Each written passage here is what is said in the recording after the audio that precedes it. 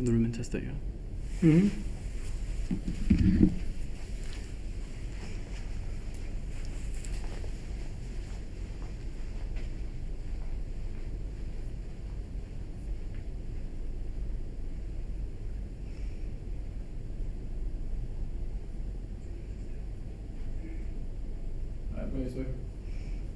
Okay.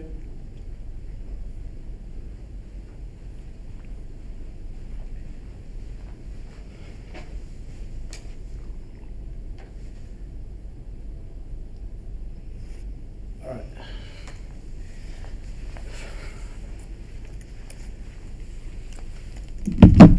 Timer started. Oh wait, one thing before I do, bro.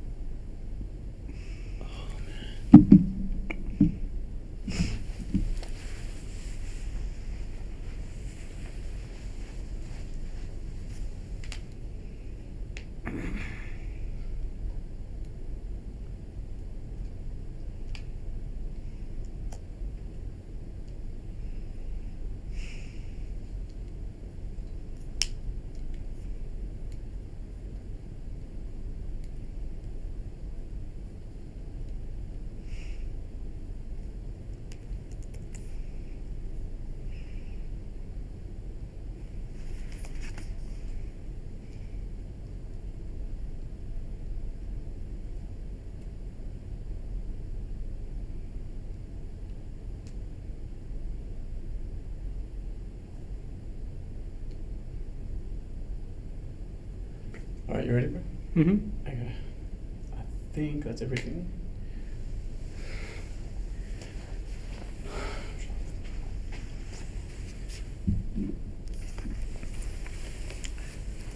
All right.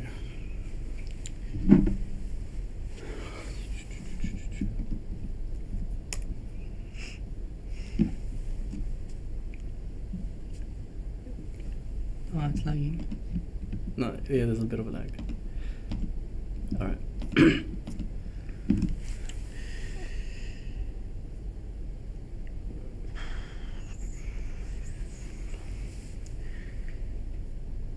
Ready? Ready? Yeah. All right.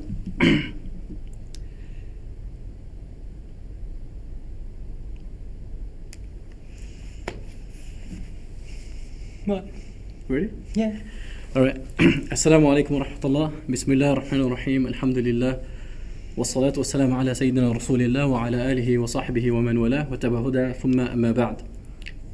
So we'll start off the podcast. I've got my guest here today, Suved. We've had some technical issues, but alhamdulillah we've started nonetheless. So I guess Suved, maybe let's start off with a little bit of context. Why do you think, why are we doing this podcast in particular? You tell me. Okay, fair enough. Okay, so I guess both you and I obviously have known each other for quite a while. Like I think when we walked into this room here at UTS, I was sort of thinking about back when when we first met, and we'd play these games where we throw cards at each other. 10 years ago. Yeah. Longer. 11 years ago.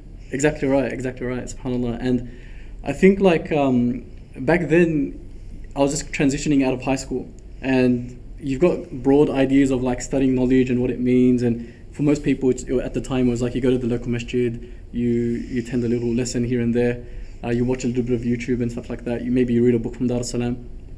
But other than that, it wasn't really something that was taken seriously. So it wasn't until, alhamdulillah, I met you.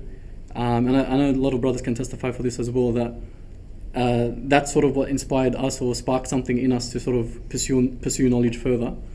Alhamdulillah, tawfiq is from Allah. And I think today's podcast, I think, is focusing on that, seeking knowledge in a sort of Western context. I think for many people that can't go overseas to study, what are the options that they have? And I think some of these topics that we'll unpack a little bit. So I think other than that, the other thing I quickly wanted to mention, I guess, is that the podcast name. So we're discussing this afternoon. So what do you think of the name? It's good. It's got a tiny element of cringiness to it, but it's good. I think at least the cringe might invoke some sort of curiosity. Okay, so what is the title of the podcast? You tell me. Okay, so we went through various reiterations of this. I think what we ended up settling on was raising the bar. Yeah, raising the bar. Okay, so we're talking about something like the standard or the bar or whatever, and the idea that it needs to be elevated. So I think we settled on raising the bar. What do you think that means to you, I guess? To me, it's having, I listen to a lot of podcasts in my spare time, like when I'm doing boring admin at work. Some of them are good, some of them are not so good. Some of them are generally quite good, some of them are generally poor. But what I find is most people are just rehashing the same conversation. And the reason for that, I think, is because the person... So you could have a person who's doing the podcasting, like the host. The guest might be talented, but if the person asking the questions is not able to... A, is not familiar with the discourse, and B, not able... He himself is not a participant of that discourse, then it's going to be a very shallow conversation. It's mostly the guest educating the host.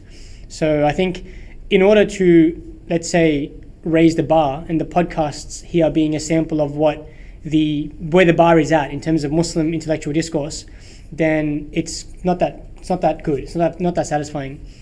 So I think we need a podcast where it kind of raises the bar, and then if the discourse advances, then other podcasters and other discourse will catch up. What do you think of the current podcast scene amongst Muslims in the West? I think following COVID, people were doing podcasts for the sake of doing podcasts. Like TikTok and YouTube content creators are doing podcasts. It's like, why are you doing podcasts? Like, what relevance or benefit do you have as someone who spends their time making funny videos? Like, why are you bothering doing podcasts? So it really exploded. Things like Clubhouse and all these podcasting solutions, SaaS applications that came out. So people started doing podcasts for the sake of podcasts. And often it's like, I think the one thing missing, because I've listened to podcasts not just in Islamic discourse, but also like philosophy or physics or whatever. And more often than not, those podcasters are participants of that discipline. It's not just a guy who's been active in the community and he now thinks he can bring on someone who's done a 3-year specialisation of hadith and discuss a very intricate hadith topic while having no background in hadith. That's just going to be a scholar educating a layman. So you need someone who's at least got some sort of curiosity. He's done a matan or two. He's got some sort of familiarity. Not too high, so it's like two scholars talking to each other, but not so low that it's like an entry, just another layman. It should be someone with the curiosity of a scholar, but not as immersed as a scholar, yet also not too high above the sort of layman. And that combination is, I think, what deprives a community of a good, robust, educational, informational podcast. Yep. Okay. Sounds good.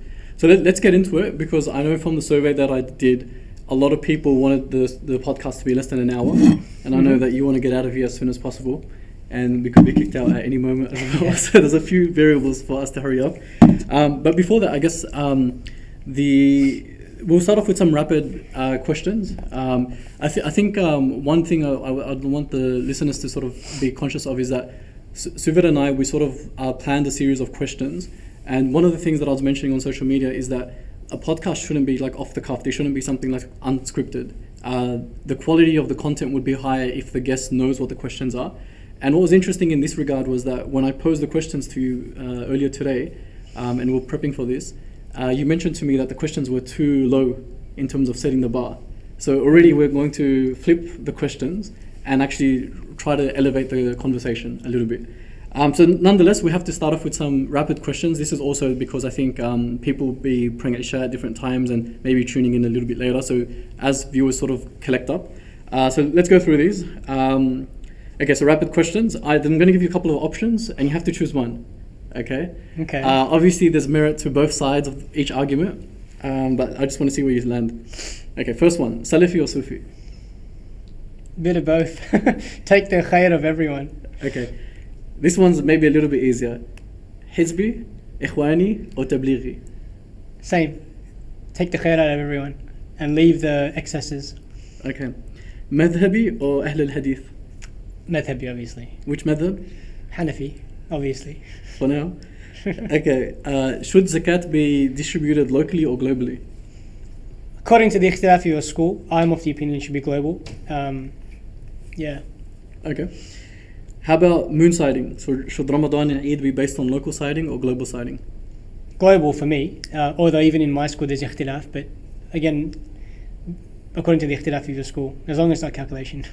Okay. Should Muslims in the West vote in state and federal elections? Yes or no? Depends. More than that? Yeah, more than that. Because keep in mind, what I intend to do is some of these rapid questions, we'll have complete sections or podcasts where we research and have different guests and stuff. But yeah, tell me. It depends on where do you lie right now? Where do you lie in terms of the views? In the Australian context, I don't think it makes a difference. And I think the fatwa I follow is that of Mufti Mahmoud Ashraf Uthmani, who said you shouldn't. But I can also see there are significant muftis on the other side saying that depending on particular conditions, whether or not your vote actually makes a difference, the policies of the two parties going against each other, how much i'ana al-ma'siyah there will be, you can or can't vote. So that'll be for local muftis to answer based on their context. Okay, perfect. Next one, hand slaughtered or machine slaughtered? Hand slaughtered, of course. Okay, Mawlid or no Mawlid? Me personally, I'm not a big fan, but again, it's a huge 800-year-old debate, so according to the ikhtilaf of your mashayikh. Okay, next one is modern Islamic finance. Is it legit or not? Again, I have teachers on both sides. I don't think so, but I'm beginning to see some forms of compelling pushback. But at the moment, I'm still convinced that they're not actual aqd sahih at the moment. Okay, vaccinations or not? Yeah. Is the earth round? No, I'm joking. Okay, what's your favorite Islamic organization? I don't really have a favorite one. I've got ones that I like the Deobandi kind of scholarly movement, various sort of manahij like Nahda in Syria following the late occupation of Syria and other places. So there are various movements come and gone. I don't really have one. My attitude is there are like various, Islamic organizations. You take the khair from them and you leave the excesses. Okay, not bad. Another series we'll probably do in the lead up to Ramadan will be about charities. Yeah. I know this is something that you've looked into as well. Who's your favorite charity? At the moment, I haven't, done an exhaustive survey, but at the moment it'd be Ummah Welfare Trust. A lot of ulama, Mufti Rada al-Haq, Mufti Salim, my teacher, they speak highly of Ummah Welfare Trust. So at the moment, they're probably my favorite. Okay, perfect. Okay, so those were the rapid questions. We'll move into the discussion properly now because we've got all 5 viewers watching live. So what I'm going to do is I'm going to sort of start off with very generic questions because there might be some people that are listening that might not know what is Deoband. Like you use that word, matan. What do those things mean? So I know there's going to be a lowest common denominator. We'll try to obviously cater for those people where possible, but then obviously we'll go beyond that. Yeah, feel free to interrupt me to ask for qualifications, like for definitions or whatever. Yeah, sure. Or I might pull you up on that as well. Okay. Yeah. So the first question is and I guess the general context of this conversation is it's not just like general seeking knowledge. It's more so about an individual living in the West that has to balance different work, family, other commitments. How do they find time for seeking knowledge? So I guess the best place to start would be about intentions. So what should be and again, these questions we'll go through fairly quickly before we go into the harder questions. What should one's intention be when seeking knowledge? I think the best response to that is what Imam Ahmed said when he was asked the same question. He said it's firstly to remove jahala from yourself and then those around you. So we make it for tasheehul ibadah, so to rectify and make aright our worship to Allah. So rectifying and correcting and enhancing and augmenting and optimizing your ibadah. And then once you've got that, then from those around you, your family, your friends, your community, etc., etc. Okay, good. So we're already touching upon a point that I'll come to about activism. So carrying the knowledge forward as well. Okay, next quick question would be, what is the ruling on seeking knowledge, and more broadly, why is it important? So let's look at the ruling first. So the ruling, it depends. Some ilm is fard ayn. Everyone has to learn that. So that is what the ulama call ilm al-hal. At least in the Hanafi method anyway. Birghawi talks about this in Dhukhr al-Mutahilin. And So ilm al-hal and Ghazali as well, actually, in Bidayat al-Abid. No, not Bidayat al-Abid. I forgot the book's name. Bidayat al-Hidayah. Hidayah, is the Hanbali fiqh book, yeah. Yeah. So ilm al-hal is about the condition you're in. There's particular ilm that's required for you to execute that condition. So for example, someone who reaches bulugh has to now pray. So he needs to know the arkan al-salah, the shara'at al-salah. So what's bulugh? It's like maturity, right? So when they're a legally responsible agent in Sharia. So they may be now charged to learn the ahkam of salah, but they're not earning yet. So zakat is not fard on them, which is why a famous text in the madhab, Nur al-Idah, the backstory to it is that someone came to Shurun Bolali, a Hanafi scholar of the 9th century, and asked him, can you write me a book that I can rely on that covers my ibadah? So he covered everything except Hajj and Zakat, and another scholar had to actually do a tatimma to it, complete the book. So because for that person, like Zakat and Hajj wasn't necessary. So this person who reaches bulugh, he has to learn the ahkam of tahara and salah. So just before we continue, what's the word ahkam mean? Just for rulings, different actions, different consequences of salah, and all the rulings associated to the salah.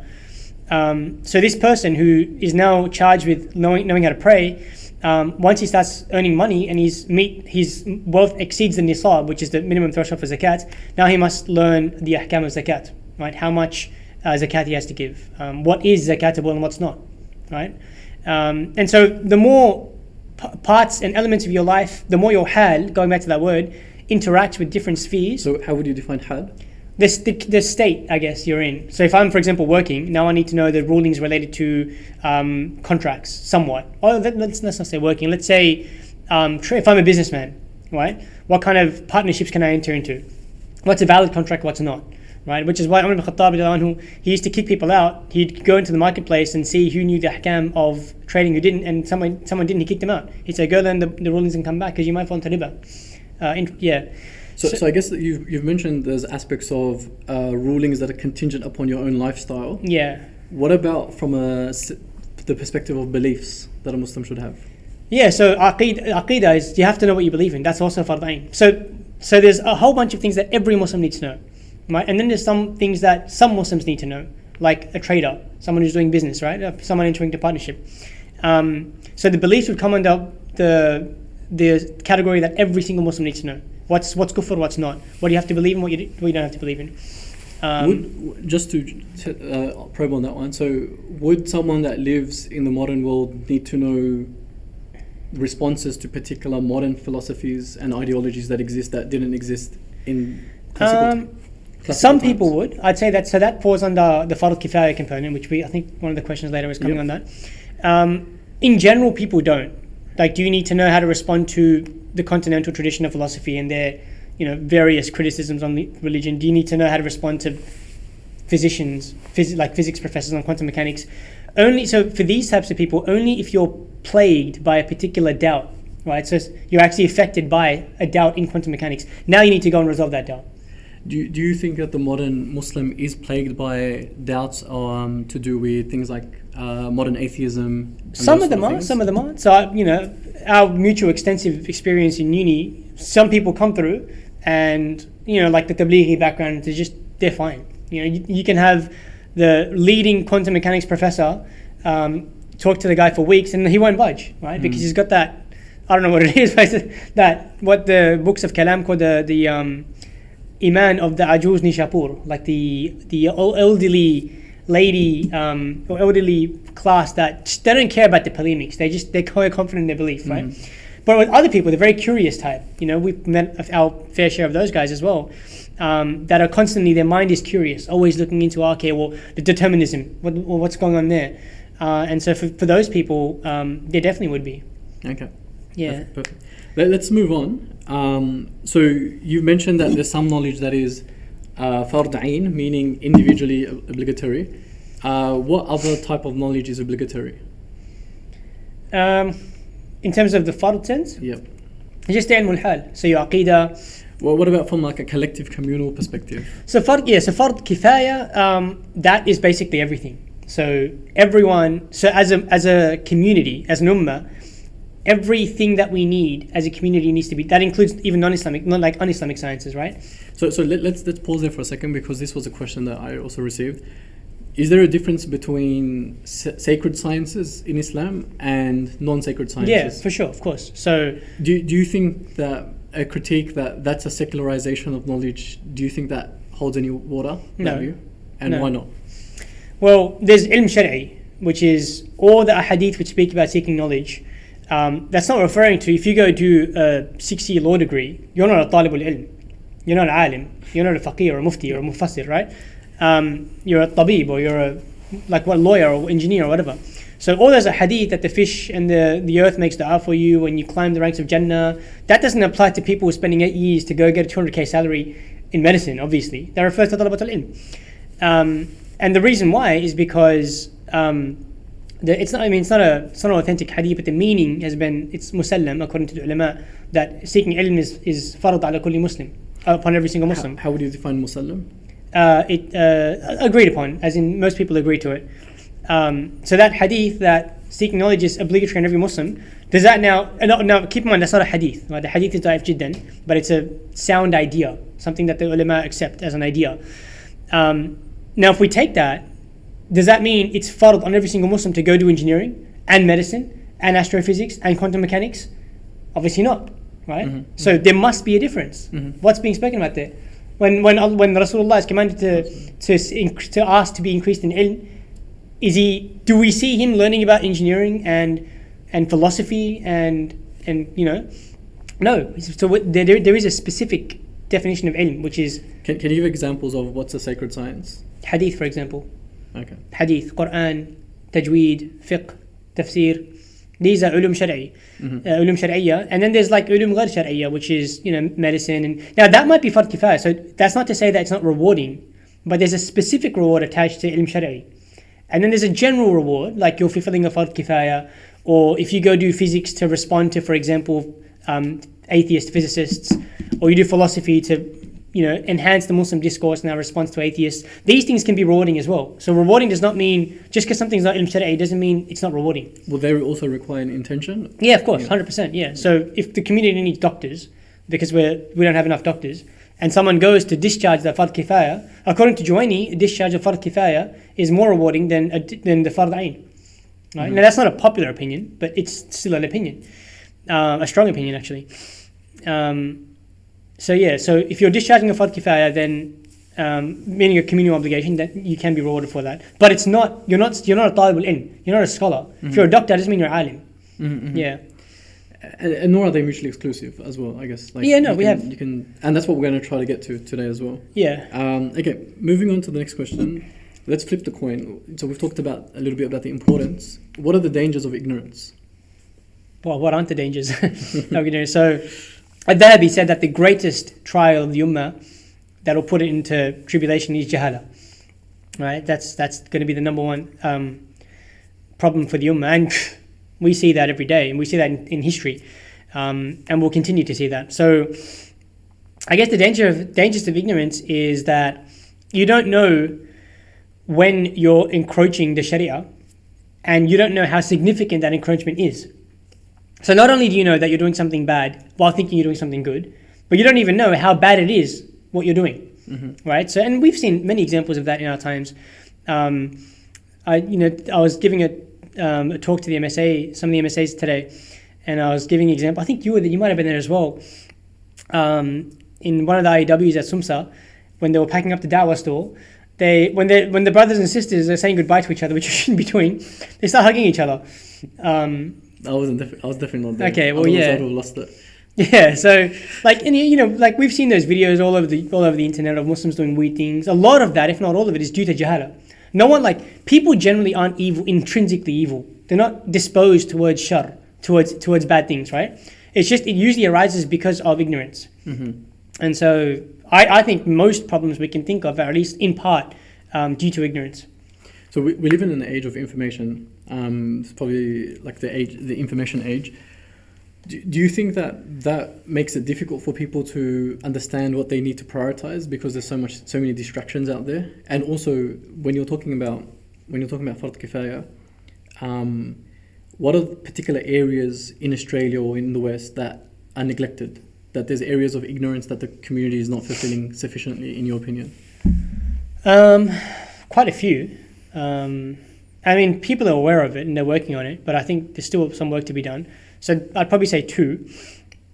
One in fiqh, one in theology. In fiqh, a lot of nawazil fiqhiyya. So sorry to cut you off. What's fiqh? Jurisprudence. Like in English? like the way we pray, what's a valid contract, what's not? Is this allowed or not? Is this particular type of surgery allowed in Sharia or not? Mm-hmm. Fiqh covers all of these things, right? So these are masail of fiqh. Mm-hmm. A mas'ala is basically a scenario. X, Y, Z happens, what's the ruling? Mm-hmm. Right? Like, so for example, I'll give a quick example. One of the scholars in UK, he boarded a plane, he prayed Maghrib, his flight was right after his flight was right after Maghrib. So prayed Maghrib, gets on the plane, travels, I think, west, right? And so he's traveling back in time almost, right? And so Maghrib comes again. So you have to pray Maghrib again. Right? The suburb of yeah. So he travels back in time almost, like a couple hours back, and then all of a sudden he's facing Maghrib. So that's a mas'ala, that's a scenario. What did he do? So for the Hanafis and the Malikis, interesting, the Malikis actually discussed this. They said if a wali can fly, and he flies back and he flies and witnesses sunset twice, you have to pray again. And the ulama say you don't, because there's 5 prayers, not 6 in Islam. So that's the istidlal. That's the evidence they use, that you have to pray 5 times a day. Mm-hmm. And takrar sabab doesn't necessitate. Wujub, yeah. Okay, so you were just talking about, so you've mentioned fiqh. Oh yeah, sorry, yeah. So I think, so we have a lot of nawazil coming up, right? And so what's nawazil? Nawazil is like a new issue. So it's like that scenario then, something that we as a scholarly apparatus haven't encountered before. Right. So can AI, Chat GPT is going blowing up all over the world, right? And it's only a taste of what's coming.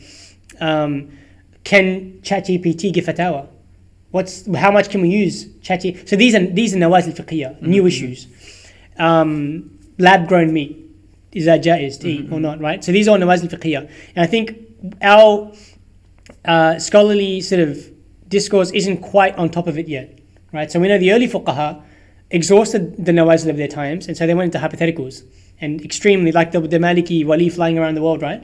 That's one example, which we're still relying on. So I think we have a lot to do as a community to answer these new issues. So that's on the side of fiqh. The other one's probably theology. So we need robust answers to various philosophical and theological challenges we're facing against atheists, quantum criticism, theological criticisms based in quantum mechanics, theological sort of criticisms based in the continental tradition of philosophy.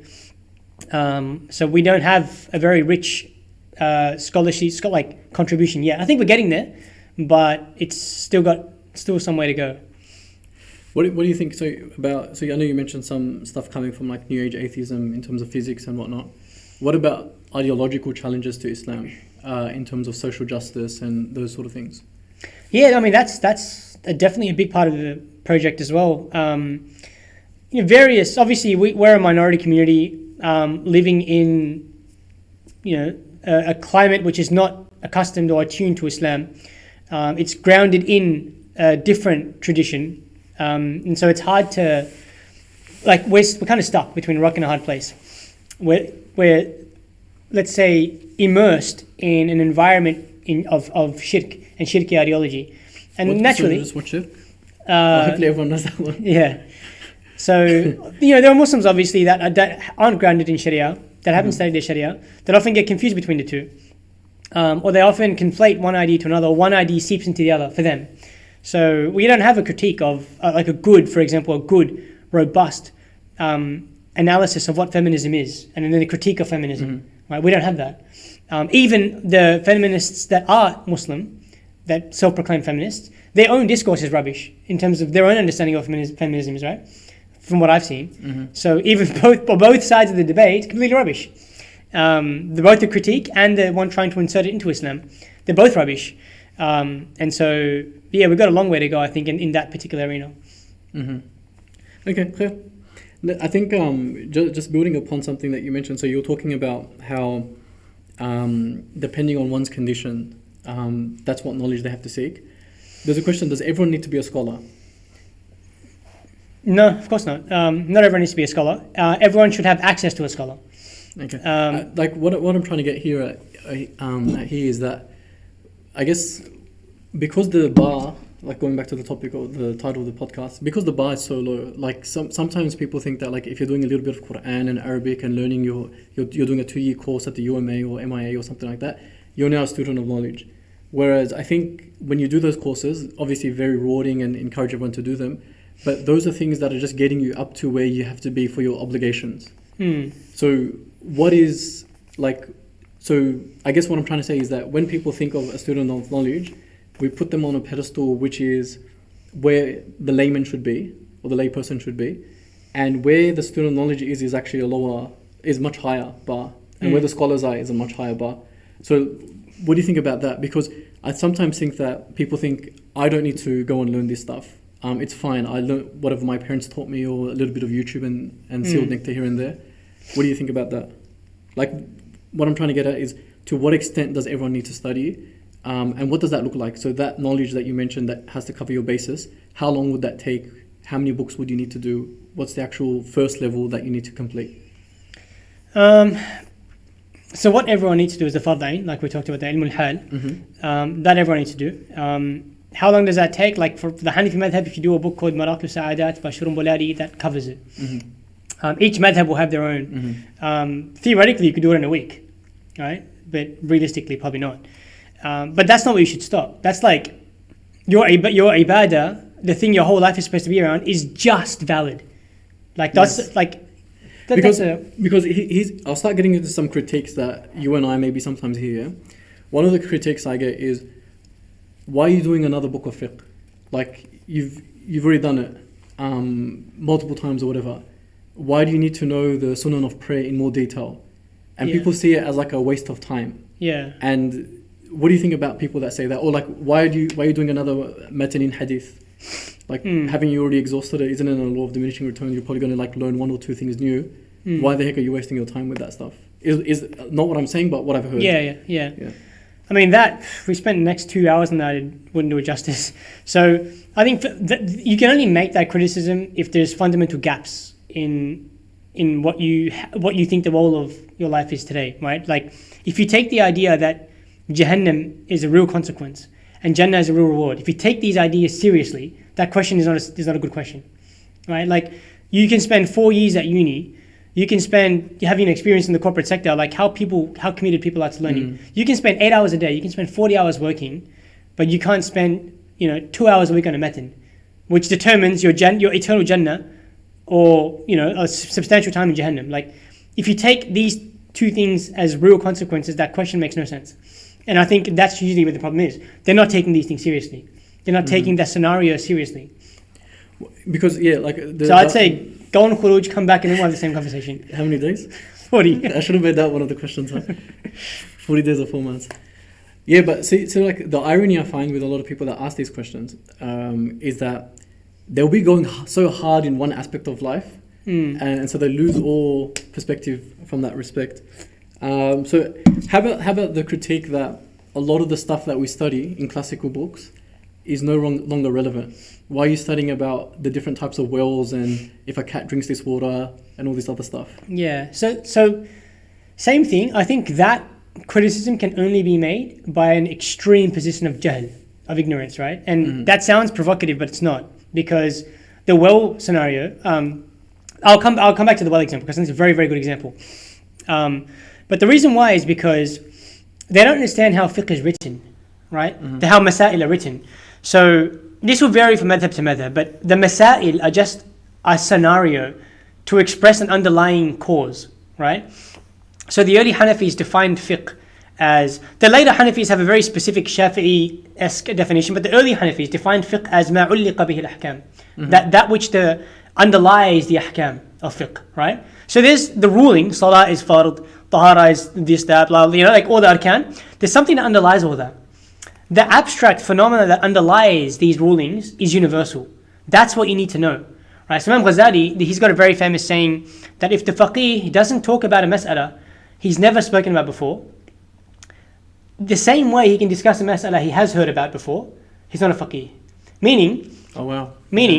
like, if I ask you, is this particular transaction valid from Al-Hidayah, and I ask you a Bitcoin or some nazila 2,000 years in the future, if you can't answer the same way, you're not a faqih, because you haven't understood the thing that underlies, right? So the masail, the well, the cat drinking from water, these are just excuses to explore the underlying illah, the underlying, not just an illah, it could be anything, the underlying abstract phenomena. They're just excuses to animate that underlying concept.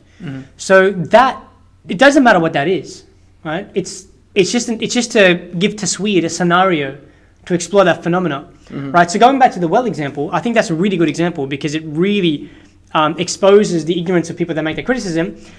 In Islam, there's obviously various sources of law, hadith, Quran.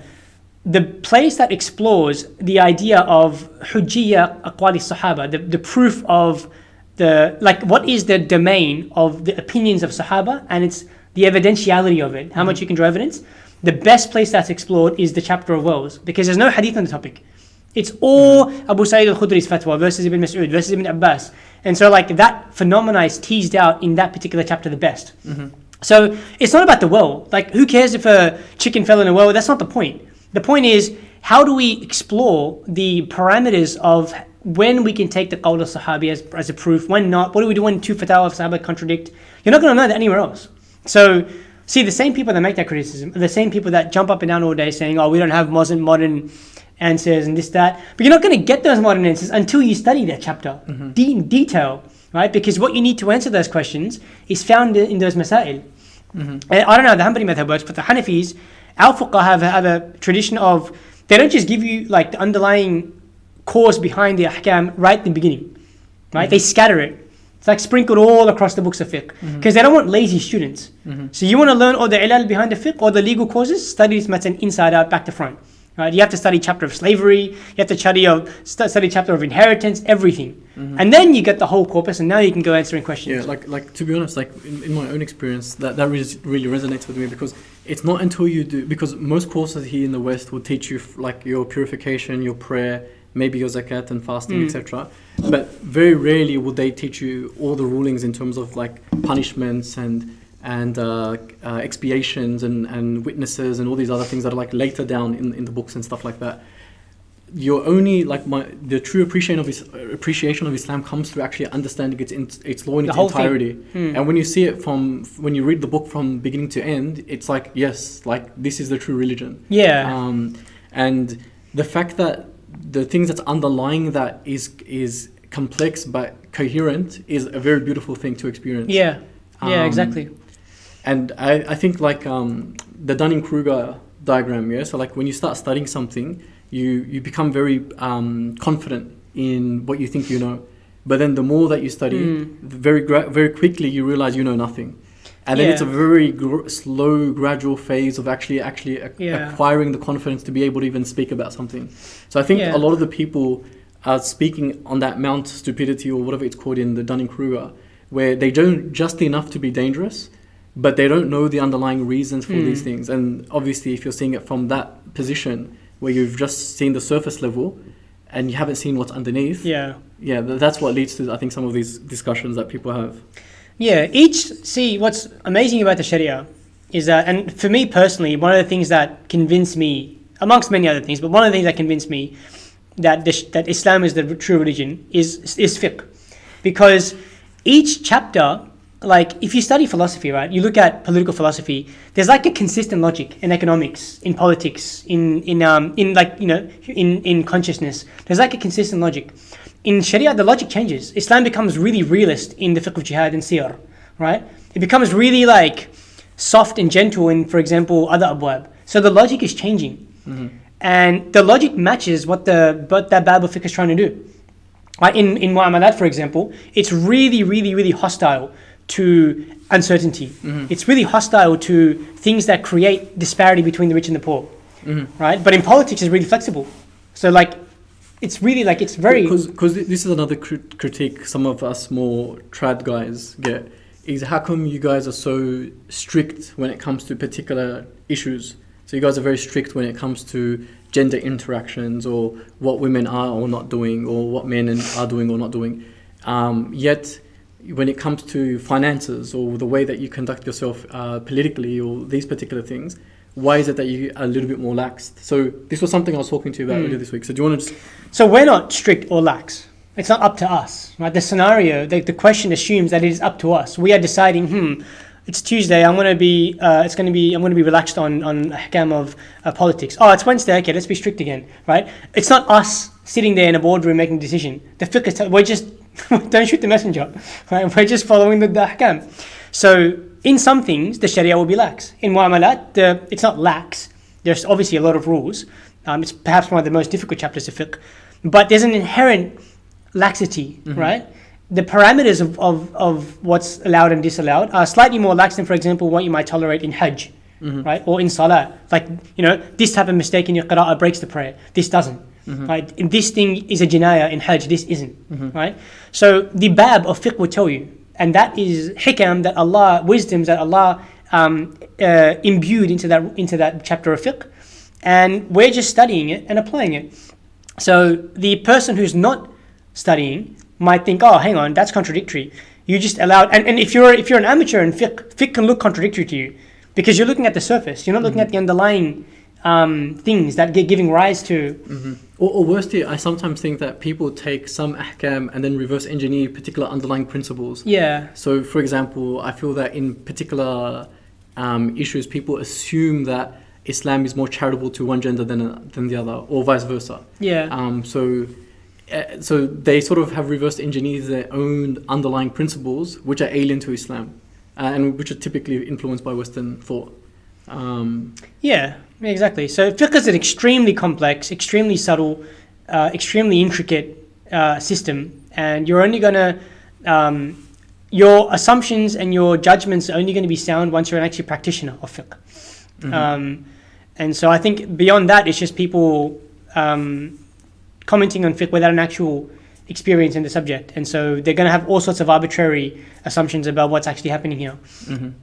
Let's follow that thread of thought, line of thought.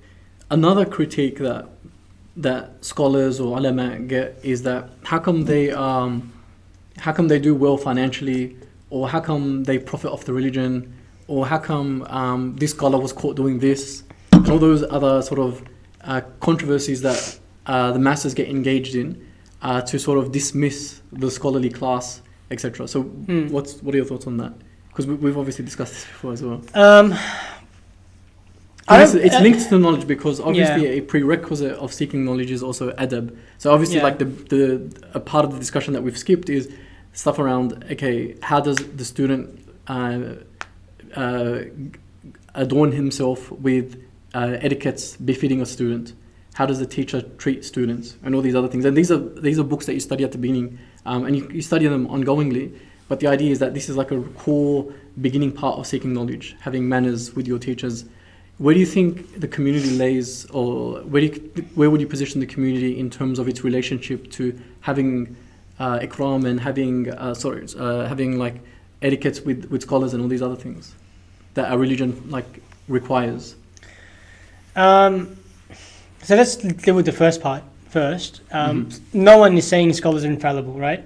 From the earliest of times, we have corruption in scholarship, right? In fact, the hadith says that most of the munafiqeen of my ummah will be qurra'uha, which is the scholars of the recitation, qira'at, of the Quran.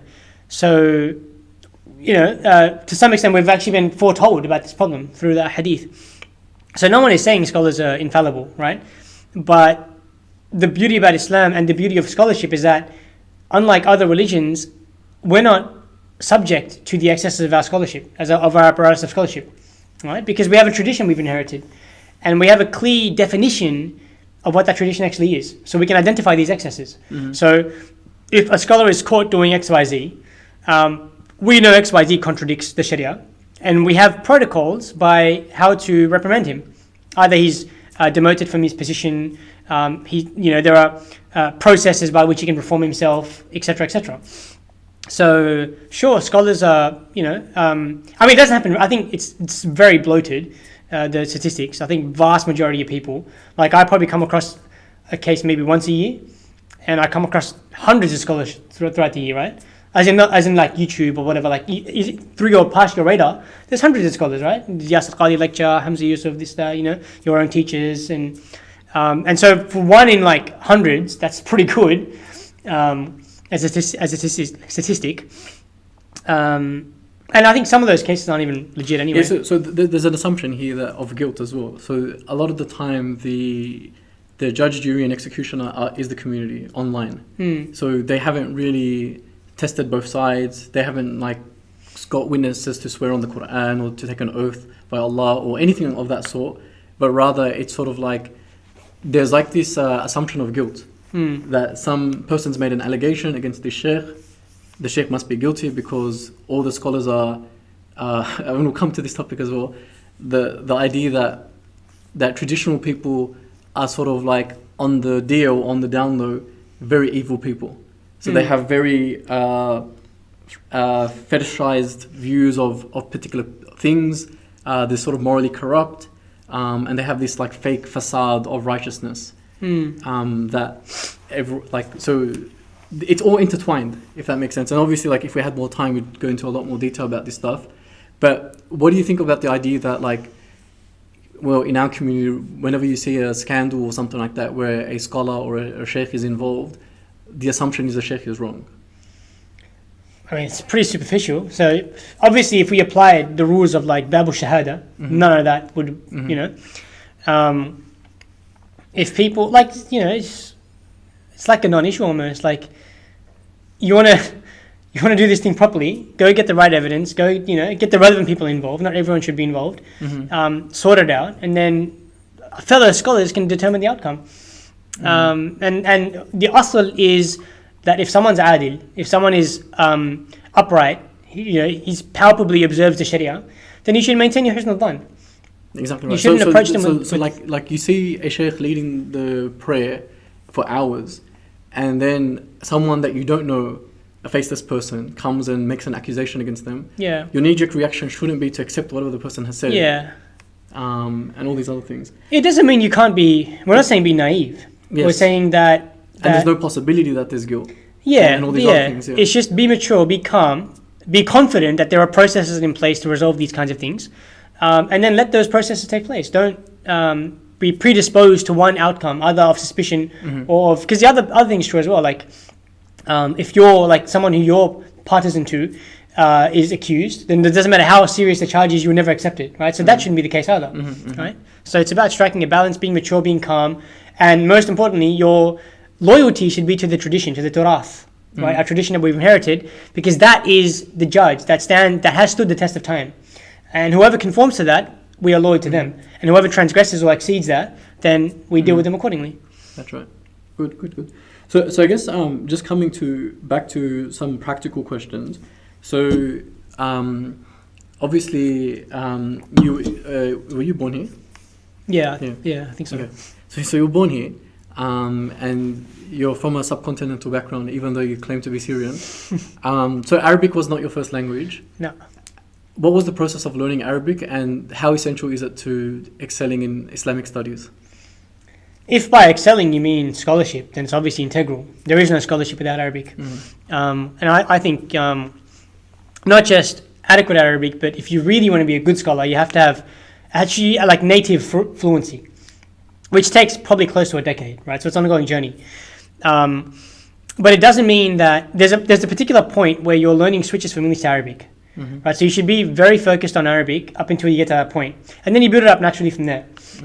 And if you do the right things for about a decade, you can have some sort of native fluency, right? But it's very important to be able to speak in Arabic, so you can engage ulama, because there's a conversation happening around the world of scholarship, right? And that conversation is happening in Arabic. Now you can be in your little silo and teaching people and reading and stuff, but you're not part of that conversation. And our turath, it's not just frozen in time; it's developing. So you need to be part of the conversation, because otherwise you'll either be reinventing the wheel every time you come across something, and you're just not active as a scholar, right? that point about reinventing the wheel is important, because every time that you would think, oh, this book doesn't exist, it's because it hasn't been translated.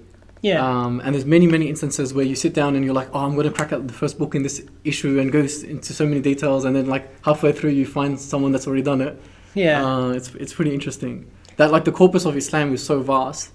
I don't even think it's about having ambitions to become a scholar. I think every Muslim should have a fundamental understanding of how Arabic works.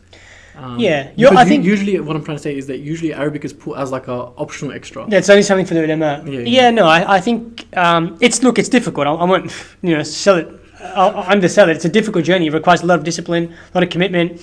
There are 3 categories of language, and there's only 2 in the category of advanced, right? And that's English and Mandarin. Arabic and Mandarin, right? So it's a difficult thing, but it's extremely rewarding.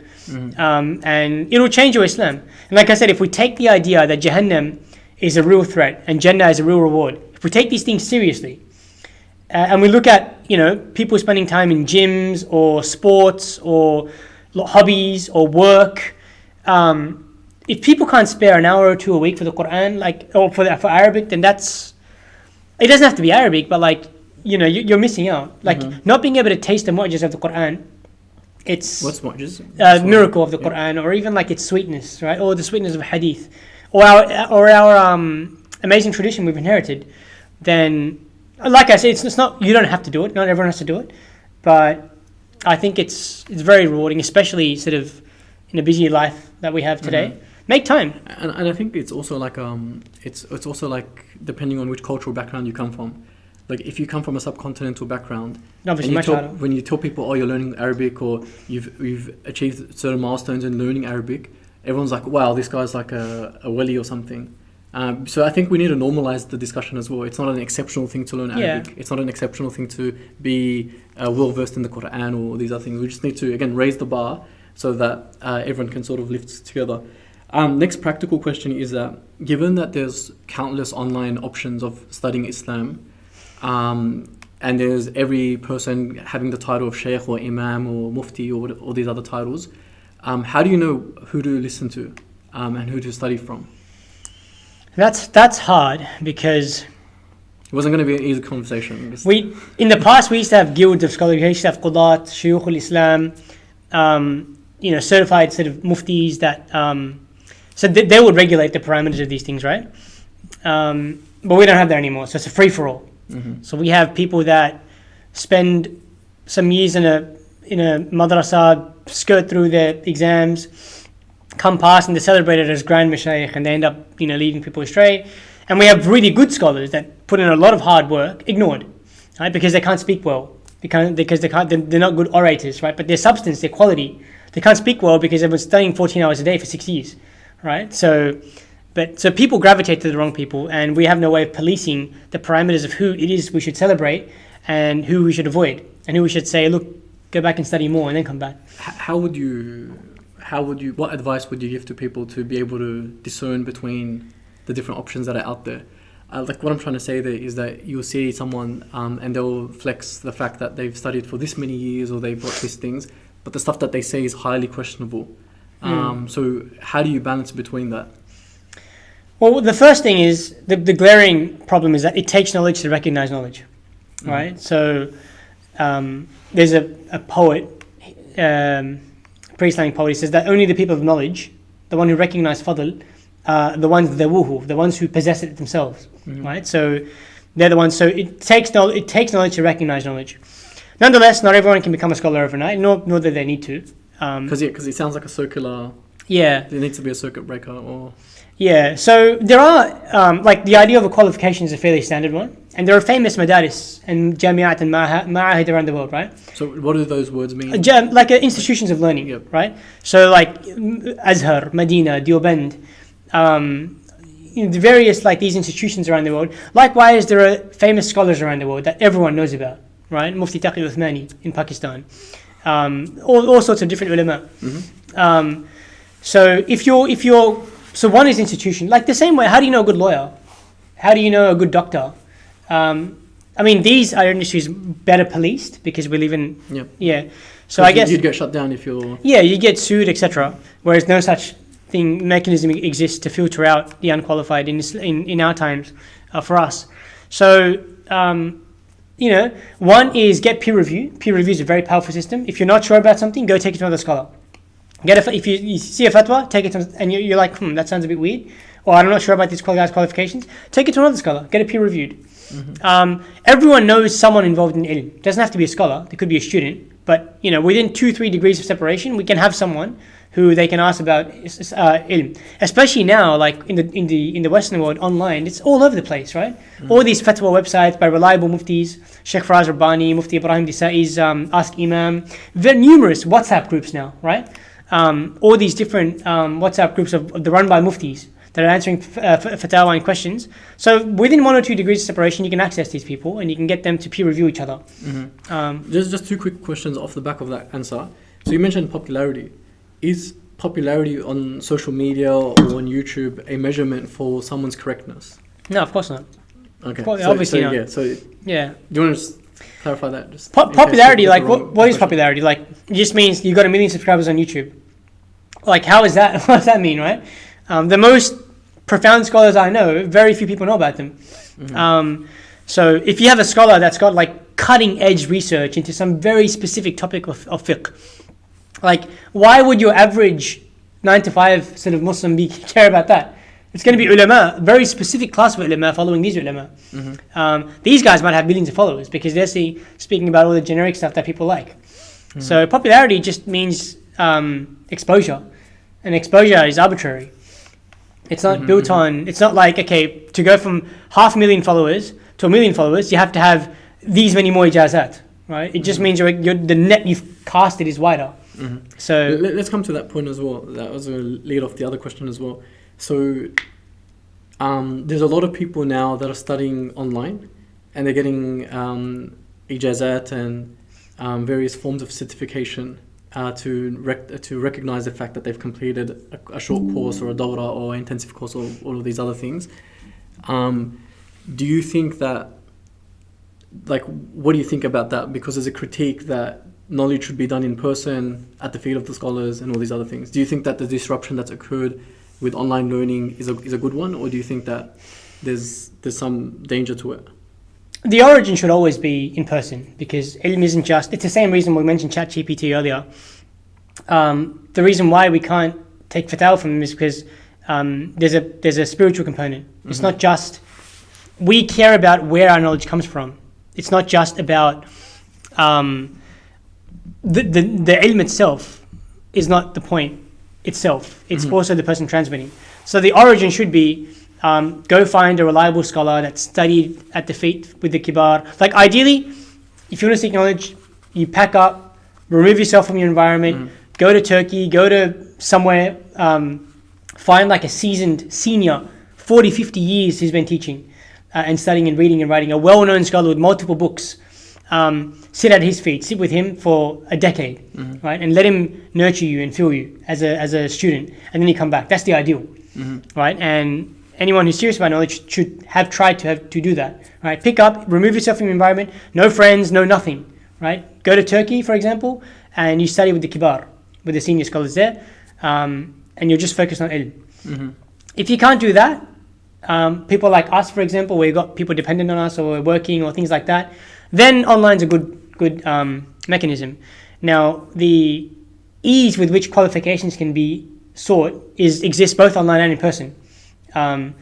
Because you can go, for example, you can go to a maqra, a recitation of Bukhari, get an ijaza in person for about a week, come back, and now I got an ijaza. Right? Or you can go graduate. I've got, I know people, they go into a specialisation fatwa program, they don't answer a single actual question. They just do, in 2 years, they do about 50 practice questions, and they graduate, and then now they're muftis. They haven't actually answered a single question. So, not to be rude or cut you off, I'm just going to connect the charger for the laptop before this battery dies. But one follow-up question that I had was, I want to take some questions that we've received from online and stuff. And I think this is a good transition into the balancing part of it, so the corporate life, etc. So I'll give you some questions that I've received prior to the podcast going live.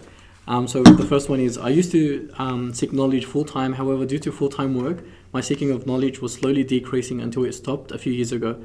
I feel very guilty, but I don't know how to return. I'm also married with kids, so life is very busy. What's your advice? And another person asked, how do you stay consistent with seeking knowledge when life keeps getting busier and busier? So I'll let you answer this. I'm listening to you. I'm just connecting the charger. So there's multiple parts to that answer. Life obviously gets busier and busier. I'm not married or have kids, so I can't speak to that component, but I do work, and as you advance in life, obviously things get busier and busier, and you end up making time for things you prioritize. Now, one thing to be aware of is that, because a lot of people would tell me, bro, you're not married, you don't have kids, you don't know what it's like, shut up, this, that. But the fact is, most of the kibar, most of the senior scholars I can think of, most of my teachers, they're all married. A lot of them work full time. A lot of them have kids, multiple kids, and they're writing books. They're writing stuff. They're issuing fatwa. They're teaching full time, or they're teaching part time, or whatever. Right?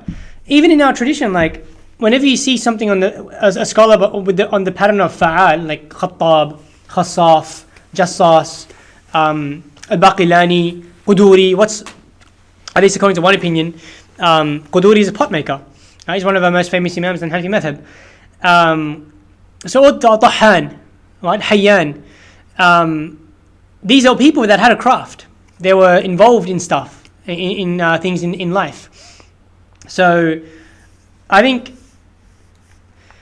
not all of like, if you prioritize ilm, then you'll make time for it, right? So now that might require techniques in time management. It might require pushing other things to the side, but time can be made, and we have 14 centuries of precedent for that. Now, obviously, how much ilm you can seek once you have a whole bunch of commitments will be significantly less than, for example, if you enrolled into a madrasa somewhere in Syria as a student full time. That's going to be substantially less. But do you have to collapse ilm? I don't think so. And I personally have numerous friends that are married with 2-3 kids, working full time in the IT industry. I mentioned IT industry because it's very, very fast paced. And they're working, and they got kids, and they're married, and they got numerous responsibilities, but they're doing classes, and they're advancing, and you talk to them like, I'll talk to them, and then I'll talk to them 2 years later, and you can tell this guy has done a lot in the 2 years, like the quality of his answers. So it's possible. And the fact that there's so much precedent proves it's possible. So I guess there's one aspect of it that's proving it's possible, but how do people do it? In terms of practically, how can you do it, or how do people do like it? How what type of routine do you have to have? What type of discipline do you have to have? Obviously, extreme discipline, right? So we're talking like waking up before Fajr, career choices. So, like, walk me through like the day. What time does? This would depend on person to person, their schedule. Let's just say that they're doing a 40+ hour week on work. So let's just say that they're typically working somewhere between 9 to 5. Obviously, in the post-COVID work from home, everyone's just like doing whatever. Yeah. But like, let's just say that they're doing their 9 to 5. Where do they get the other hours in the day? Well, a part of it should come from curtailing those 9 to 5. So work from home, working in the tech industry. The way I work, and I work in a pretty competitive environment. And I usually find 5 hours is a busy day. But like my 5 hours, like I get up, and I don't move from my desk. I just smash everything out in 5 hours, and by about midday I'm done, right? And then I have the rest of the day for study. Now obviously I don't have kids and a wife and all that, but it leaves a lot of time. So some of the ways my teachers do it is they might crack in an hour before Fajr, while the kids are sleeping or whatever. So you might get an hour or two then, and then you might get like an hour or two in midday, and then maybe an hour or two at night. And then on weekends you have maybe a little bit more time. What are some of the ways that you squeeze in like micro studies throughout the day? What are some practical tips? So not everything you need to sit down and like with a pen and paper and you're paying, like if you're revising something, if you're revising a poem, let's say you memorized Al-Iraqis Alfiya, which is a 1,000-line poem on hadith, just over 1,000. So if you're revising your Quran, right? You can do that while doing other things. Right? Mm-hmm. So like when I'm doing boring admin work, I've got like, for example, I've only got limited time, right? My time that I've got, given my priorities, I need to be spending on XYZ subjects. So what I do is, how do I study the subject of prophets, lives of the prophets, right? I don't want to, not that it's a priority, but there's things that I do at work where it can be playing in the background where I'm listening to that, I'm just doing boring, mundane work, right? I'm making notes on the side every time a point comes up. So you can squeeze in things. You're commuting to work. Like when I go to work on the train, that half an hour I've got is actually productive time. Mm-hmm. So there's wasted time throughout the day when you're walking, right? Don't just let that time slide. You've got Bluetooth headphones, you've got a huge amount of content on YouTube and other places, and you've got the ability to listen to something twice the speed, right? So make use of that. You're shopping, you're doing mundane tasks. I found on Google's podcast system you can do 3 times. So it's pretty solid. I can't understand 3 times. You miss things for me anyway. It depends who's talking, but yeah. Yeah. So there's wasted time throughout the day, mundane things. Use that time. Yeah, and I think it speaks to a broader point about, I think sometimes people think to make inroads into any field, you need to sit down over like a whole weekend and go from morning to night, smashing something out. When in reality, most of the success that comes in life is from doing small things consistent effort, over long periods of time, That's exactly what the ulama said, that it's not about huge bursts, or what they call in the corporate sector sprints. It's about the marathon, doing consistent effort over long periods of time that add up to a great result. I think another couple of questions I've gotten from people before the podcast is, I used to really enjoy seeking Islamic knowledge, but slowly when that enjoyment disappeared, I stopped doing it. It became a bit boring. What do you think? Couple of things. Enjoyment aspect of it. Like, do you inherently enjoy studying everything? Yeah, I think you do, because I think from what I've seen, enjoyment is a product of immersion. So I've seen people enjoy all sorts of things, right? And I've seen myself begin to enjoy things when I was sufficiently immersed in it when I thought I could never. Islamic and non-Islamic, right? How about Arabic grammar? Yeah, I mean, people love Arabic grammar. There are people that their best time is just Arabic grammar, like understanding debates between 2 major nahwiyin. And for me, it's not boring. It's still enjoyable, but I prefer debates in fiqh, for example, more, because I'm more immersed in that. So I think enjoyment is a funny story actually. There was one science I was studying, extremely arduous science, and it was hard. Like a half an hour lesson would take me 2.5, 3 hours to transcribe, and like that. Sometimes things just like, it just gets dry and it's time to move on, right? And I mean, unless you're fulfilling a fard kifaya, like if you're the world's scholar of mustalah, but it's about immersion, it's about balance, it's about tawfiq, and most importantly, it doesn't matter if you're enjoying it or not. Yes. Like I don't enjoy work. I don't work because I enjoy it. I do it because it's a necessity. Right? So ilm is about thinking about it as a rewarding mechanism. Yeah, so even if you're not enjoying it, it doesn't matter. I do it anyway. I think that it's a realization that not in everything that you do in life is intrinsically motivating. Yeah. But there's just stuff you got to do. Yeah. I mean, some people do enjoy it. Like Sharif al-Tilmisani asked his teacher, "Is there ilm in Jannah?" And then his teacher said, "Yeah, there is. There's anything you want." He said, "Good, because if there wasn't any ilm, then I don't know what I would do." Right. So ulama, they want to seek ilm in Jannah. Level, yeah. So, but yeah, like you hear like an interesting debate, you hear something. I think it also depends on the maybe the teaching style of the teacher, the content that you're doing. So it's your own personal preferences and all these other things play into it as well. What about another question I've got is, I've noticed that when I don't lower my gaze all the time, my seeking of knowledge begins to decrease, and sometimes I have no motivation to do it. Is this normal? Is there a link between sinning and knowledge? Yeah, definitely. I mean, there's a famous story of a Shafi'i, 2 narrations of what exactly it is that he saw, and then him going to Waki' ibn Jarrah, his teacher, to complain that his hifz was compromised. And then he said... What's hifz? His memorization, that day was compromised. And then Waki' famously said that, ilm is nur, and Allah doesn't give his nur to the people that commit sins. And Imam Malik has a similar... statement as well. And it's a common phenomenon. Fudail ibn Iyad and others have said the same thing. So there is obviously that phenomena. But at the same time, kullu bani adam khata. We're all sinners. So in zina, in things related to the opposite gender, there's a hadith that says the portion of zina, and by zina it doesn't mean literally zina, it means sins associated to... So what's zina for the non-Arab? Zina is illicit relations with the other gender outside of marriage or the other halal means. So that portion has been affixed, right? And the successful of those are those who make istighfar and tawbah. That's also a hadith, paraphrase obviously. So the important thing is that sins do have an effect directly. So you should have a strategy to, and it's obviously very hard. That's possibly one of the most difficult obligations in our times, right? Especially when the precise opposite is encouraged everywhere.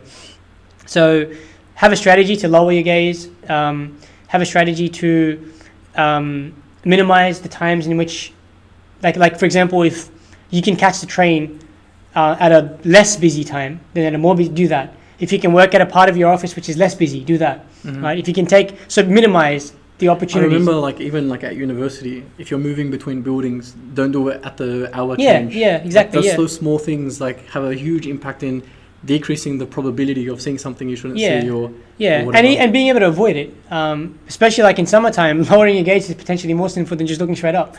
And it's like, not literally, but it's a very difficult situation, right? You're stuck between a rock and a hard place.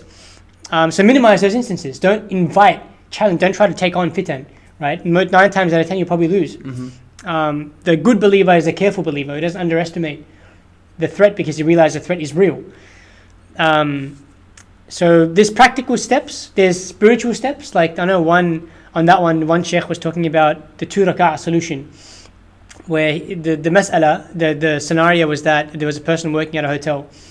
And so obviously at a hotel people coming and going, so he found it very difficult to lower his gaze. So the sheikh said, every time you don't lower your gaze, go pray 2 rak'ah. Every time. And he said, if you want to not lower your gaze, fine. But make sure every time you do it, you go pray 2 rak'ah. And the guy started doing it, and it was obviously very difficult in the beginning. He was praying maybe 50, 60 times a day, but slowly it started to decrease until every time he heard what sounded like a footstep, he'd lower his gaze, right? And the reason was because shaitan creates the sin, the environment for the sin. Now, you praying 2 rak'ah every time you commit a sin, that's a huge liability on him. So he's the one who compels you to lower your gaze. And he removes the impulses and the motivations by which you lower the gaze, by which you don't lower your gaze. There are spiritual things like that as well. I think if you think about it from a cost-benefit analysis, if not lowering your gaze, if doing that particular thing is going to weaken your memory of memorizing the Quran or something like that, it's not worth it. When you think about it, really. It's not just from that angle. Like Ibn al-Jawzi said, it's so dumb to sin. He's basically paraphrasing, because the joy you get is so temporal, but the punishment is eternal. So why would you risk eternal punishment for something like a fleeting moment of somewhat pleasure? Doesn't make sense. It's a general point I wanted to touch upon, but I'll move through the questions maybe if we've got time at the end. The point I was going to make is that I think learning more corporate, economic, rational things help you become a better Muslim. Because you start doing cost-benefit, opportunity cost, and all these. You can regulate your emotions better. The decision or the action or the inaction is based purely on a calculation, no longer on as much of emotion and all these other things that tend to be that way. Just to balance a couple of last strings that you sort of mentioned. So we were talking about the risk of zina in our society and stuff like that. SubhanAllah, a common feedback I would get in the workplace is that I don't look at people in the face and stuff like that, especially the opposite gender. People be it seems like you're constantly looking at your laptop or you're constantly looking down or something like that, and it's just what do you want me to look at, and all these other things. But just on the prevalence of zina in this society, I guess, and we were talking before about how marriage is a big hurdle in studying. So there's many quotes of the scholars about how marriage destroys the ship of the person that's setting out to seek knowledge, and if they have their kids, the ship is completely destroyed, and all these other things. So my point is there's a person, there's a shab, there's a young person growing up in the West. He's tempted by these things, but then he wants to seek knowledge, and there seems to be a clash. As someone that's chosen not to get married and pursue knowledge instead, how do you make that decision? How do you know that's the right decision for you? How do you know that, for example, you might flip and regret that decision and all these other things? I hate to be personal, but like just because obviously you're on the other side and I'm on the other side. Yeah. I mean, I don't think there's a general rule. It'll depend on people's circumstances and what they prioritize and what they fear. Obviously, there's a fiqh commentary here. So there's the subject of what's called talqan, where marriage, those of that studied the fiqh of marriage, the hukm of marriage is relative to your state. So people who fear zina or fear haram, then getting married is a greater priority than seeking knowledge. And I don't think it's necessarily true that the two are mutually exclusive either, right? I've had numerous friends that became scholars after marriage, or they're on the path to becoming scholars post-marriage. And even if you don't become a scholar, like it doesn't mean you stop in. You can do weekend classes, you can do evening classes, and still continue. So I think it depends on your priority. It depends on your personal circumstance. And the fiqh has pretty precise discussion on this topic. If someone doesn't fear haram, for example, and they're in a position to delay marriage, for example, or they're not in a situation where they can get married and seek knowledge, then I think it just depends on people's circumstance. So in the situation where someone is tempted, there's a probability that they may fall into a haram relationship, or they are already in a haram relationship, then the priority should be for them to get married. Well, in the Hanafi madhab, that'd induce wujub. You have to get married if you think marriage would and you're sure that you can actually discharge the rights of marriage, right? Because that takes precedence, which is not always the case. But so there are multiple considerations. But in that case, the seeking fard kifaya knowledge is sunnah, is something rewarding, whereas avoiding haram is fard. Let's talk about another conflict of interest or opportunity cost. When you study and you sort of see the society around yourself and you learn the importance of enjoining good and forbidding evil, there's an internal struggle. Should you be studying less and enjoining good and forbidding evil, or should you be studying and just like forget about the world and just be in your ivory tower? So what's your take on that one? I don't think you should forget about the world, although that's an option. In terms of like there's scholarly discussion, what point should you just withdraw from society, recluse yourself and focus on yourself?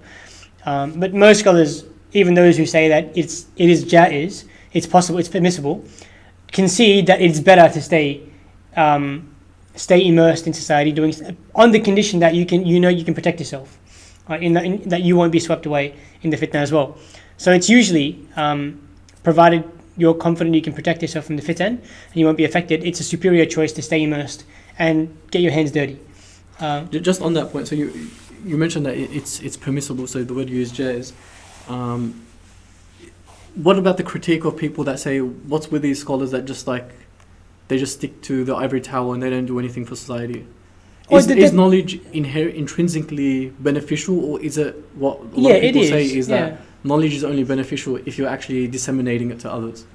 Yeah, but do you have to disseminate? Who are you disseminating it to? If you have a teacher in some madrasa in India that's teaching Bukhari for 50 years straight, producing tens of thousands of scholars in his career, how is that not disseminating knowledge?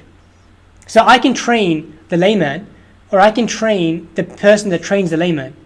I'm still the fundamental cause of that, right? So you are benefiting the community, it's just not directly, and I think it's a very superficial criticism. You've probably heard it before as well. All the time. And I think, like for example, let's say I go overseas and I do an 8-year program and I come back and I get involved in the community and I'm solving their problems, I'm alleviating their doubts in aqeedah, I'm solving marital problems through the masail of fiqh, I'm leading people in prayer, I'm teaching people their fiqh, their deen.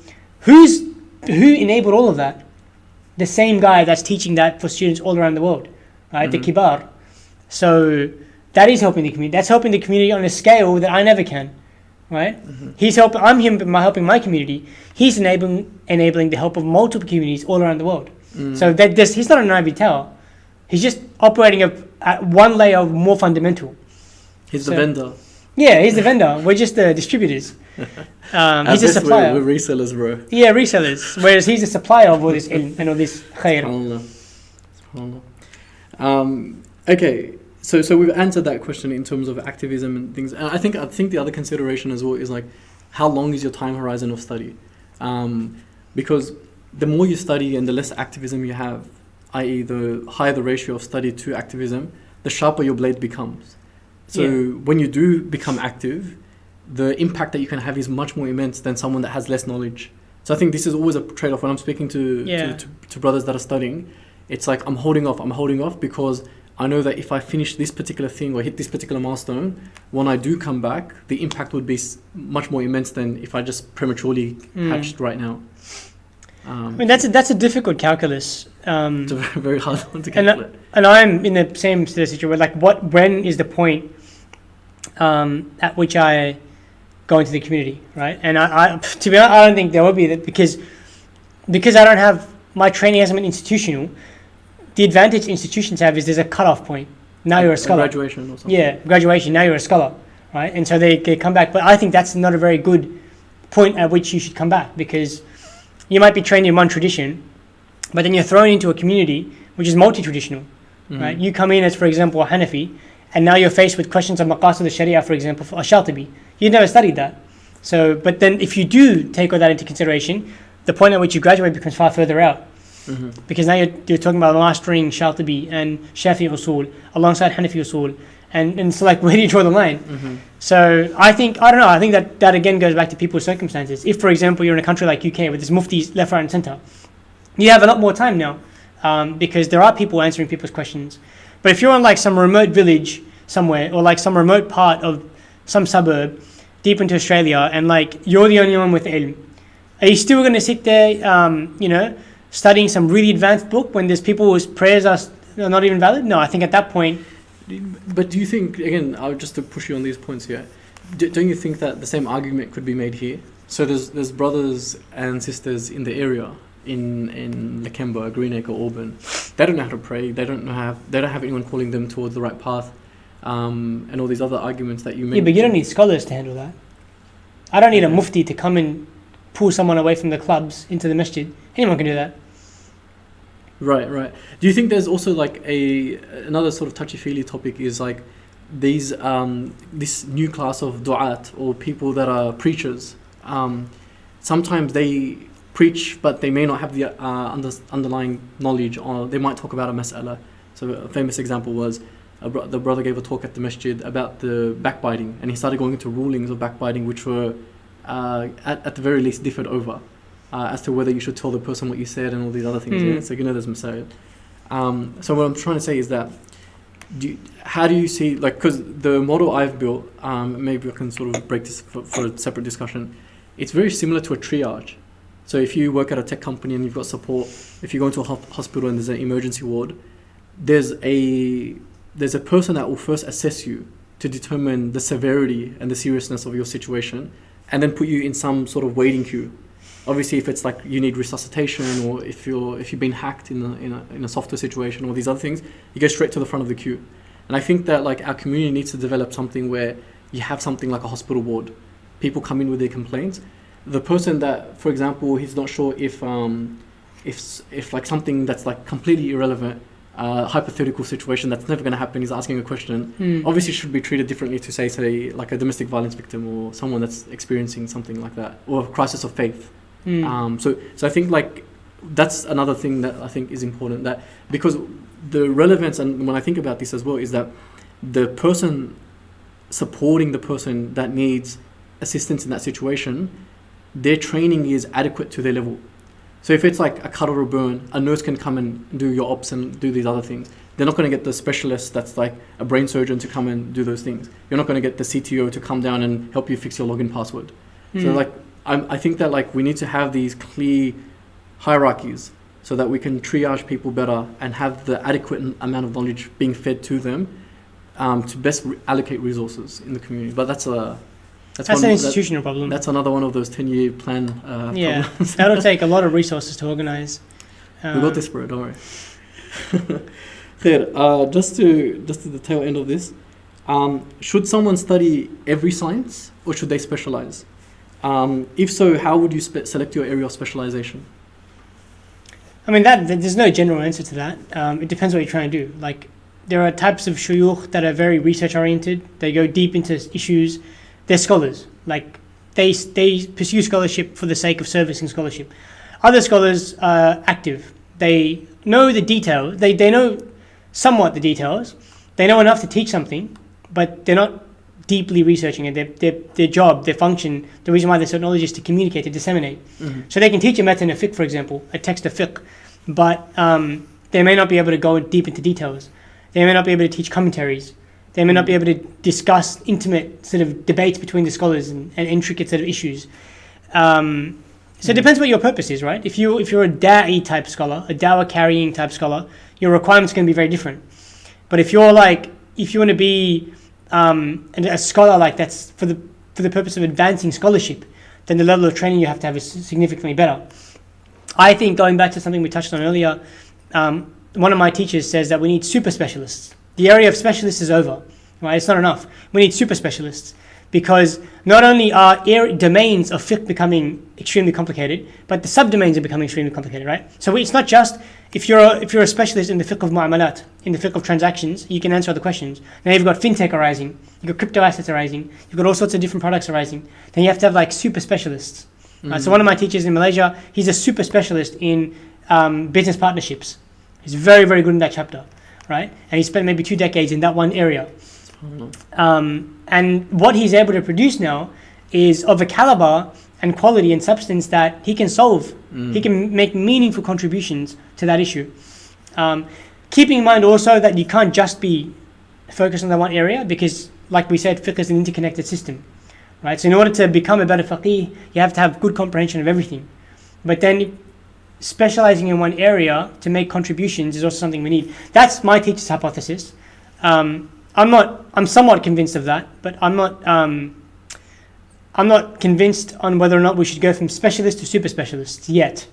So you think at the very least our community needs more specialists? Oh, for sure, yeah. If our challenge, if we can see that our challenge is that we don't have adequate answers to new emerging fiqh issues, and that the corpus of traditional literature has not been exhausted yet to apply or applied yet to solve modern issues, then we need specialists for sure.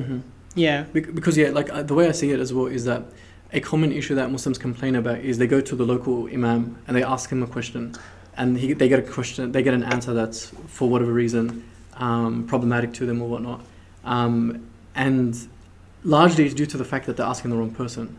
Like when you study at a university, you have faculties, and then you've got departments, and then you have like these experts that the PhD is literally like one micro question. You've got one research question, one answer, and the person spent like 4 or 5 years of their life just dedicated to that one thing. And the same thing in the hospital triage example, that you have an issue with your heart, a cardiologist who's going to come to you, not a dermatologist or someone else. And I think that for too long, I think a lot of our communities sort of relied upon the generalists, and I don't sort of say that begrudgingly of the people that have filled those roles, but it's just largely due to the fact that if you're going to be swamped as a medical doctor or something like that, you should know a little bit about everything. And I think that because we're somewhat under-resourced, the local imam has to wear so many hats and answer so many different types of questions. They don't have the luxury to specialize. So but it's also they shouldn't be going to that local person for that in the first place. Yes, and I think that's the other aspect of it, that specialized questions you go to specialists. The person that receives the question should have the ability to realize that this is outside my scope or parameter, and be able to pass it on to someone else. It's the same thing in the workplace. For liability purposes, you never take one on the neck for something that you don't know anything about. So I think it's just that best practice coming out as well, in terms of specializations and whatnot. Now I think we're towards the final couple of questions. What do you see as the most common mistakes people make when seeking knowledge? Like if you were to go back in time and advise yourself when you started, what would be some things that you would do significantly different that you can advise people on?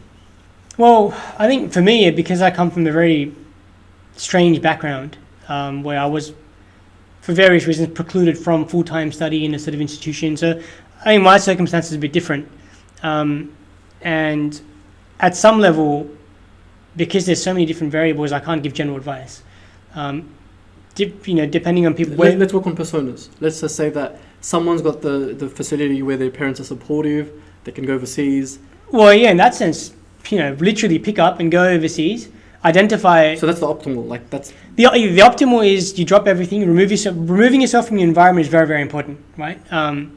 You have to be just you, the kibar, and the knowledge. Nothing, no other distractions, no friends, no social life, no comfort, just these three things, right? And you're laser focused. One of the great scholars of subcontinent, Hussein Ahmed Madani, he used to sleep on a brick and not a pillow because he wanted nothing, no sociality, no comfort, nothing, just him in the ulum. So that's the ideal. So I think, it's hard to give general advice depending on where you are. Like if people in the subcontinent, I'd say focus on Arabic, try to make sure your speaking comprehension is good. If you're in like other places, I'd say make sure you're studying outside the institution as well. A lot of people, they go and just do the institutional work and they come back. So they're at the mercy of the institutional curriculum and the teachers that teach it. They're often unmotivated.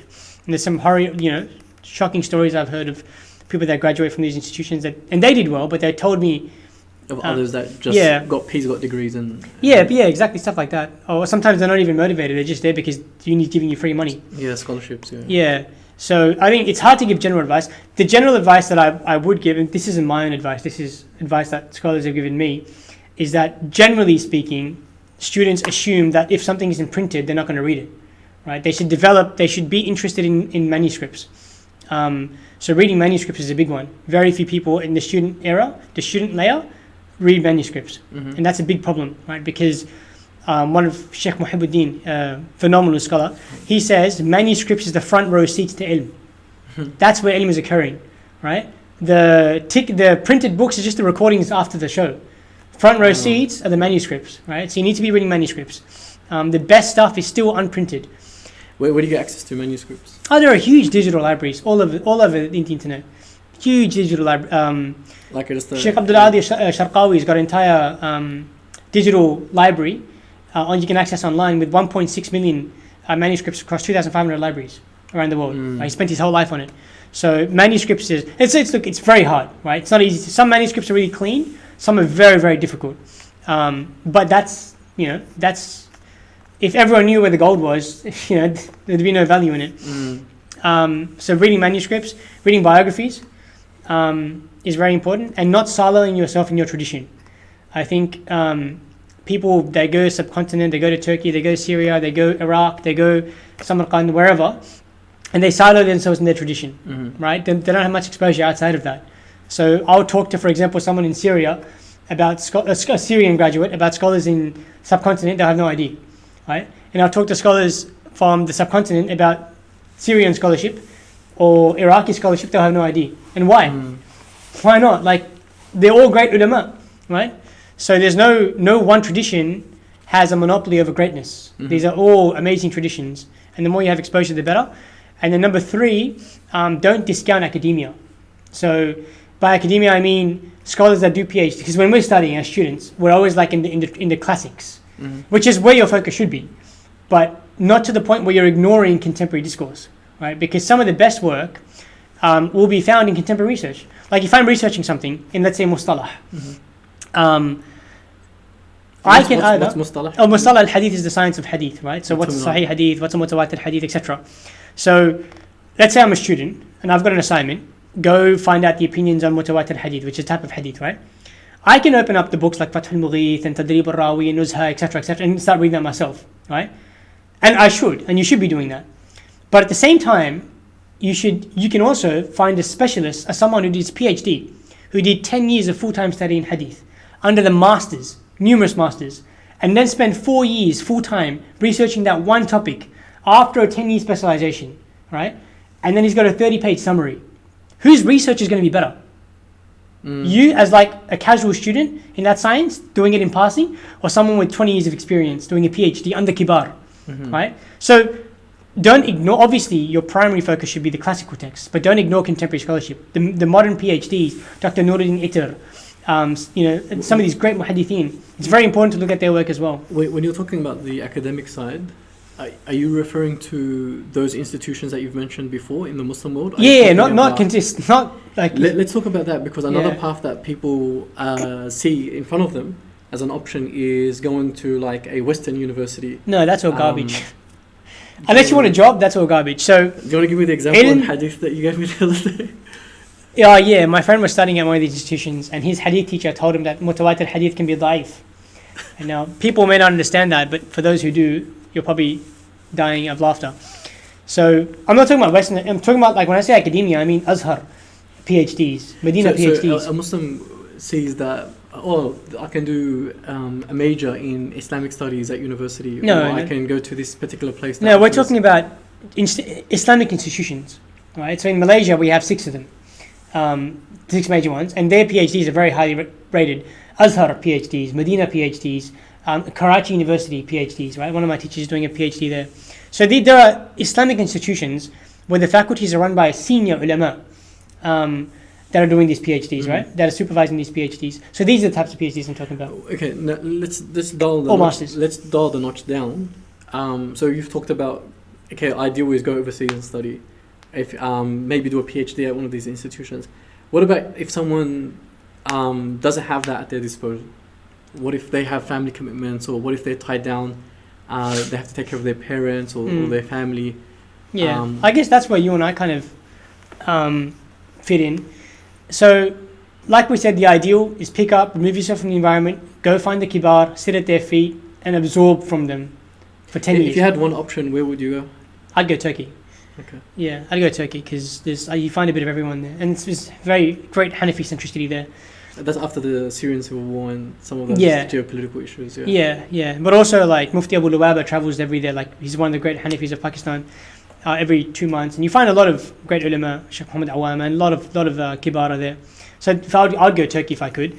But coming back to reality, where that's not a possible scenario, not just in, like, Islam itself would not allow that. Like, I can't just pick up and because the responsibilities I have towards people prevails over seeking fard kifaya knowledge.